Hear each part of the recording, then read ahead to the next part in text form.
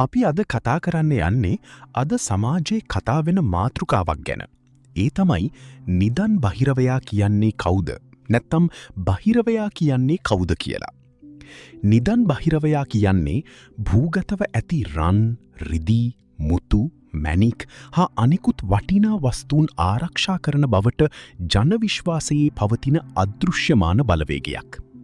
Moon මහා පොළොවට අධිගෘහිත ප්‍රධාන බලවේගය ලෙසද සලකනු ලබනවා. නිදන් බහිරවයා පිළිබඳ වැදගත් කරුණු කිහිපයක් අපි දැනගනිමු. ධනයට දැඩි ලෙස ලොල් වූ පුද්ගලයන් මියගිය පසු තම වස්තුව කෙරෙහි ඇති ආශාව නිසාම ඒවා ආරක්ෂා කිරීමට බහිරවයන් ලෙස උපත ලබන බව පැරණි ජනප්‍රවාදවල සඳහන් වෙනවා. ඊශ්වර දෙවියන්ගේ අන පරිදි බහිරවයන් විවිධ කාර්යන්හි යෙදෙන බවත් නිදන් රකින බහිරවයන්ට සිය සේවාස්ථානයෙන් බැහැරවිය නොහැකි බවත් විශ්වාස කරනවා.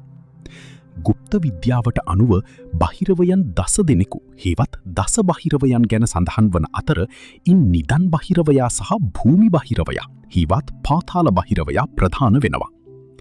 නිදන් වස්තු ලබා ගැනීමේදී හෝ පොළව සම්බන්ධ කටයුතුවලදී බහිරව දෝෂ මගහරවා ගැනීමට බහිරව පූජාවන් පවත්වනු ලබනවා.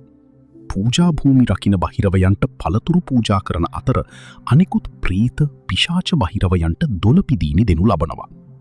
මූන් නිදන් හැරීමට එන පුද්ගලයන් නොමග යවීමට හෝ විවිධ රැවටිලි කිරීමට සමත් බව භූත විද්‍යාවේ දැක්වෙනවා. අපි මේ බහිරවයන් ගැන තවත් වීඩියෝ එකකින් හමුවෙමු. අපිව සබස්ක්‍රයිබ් කරන්න අමතක කරන්න එපා.